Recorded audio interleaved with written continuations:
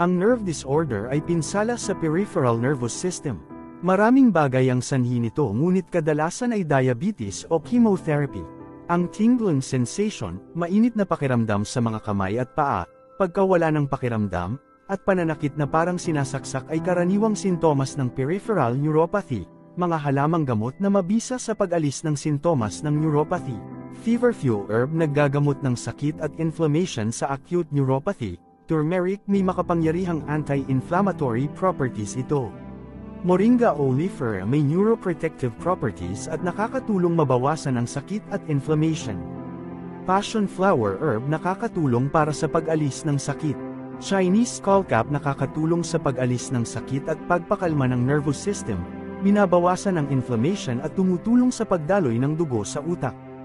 Oat straw nagbibigay ng sustansya sa utak na nagpapabuti sa paggana ng nervous system.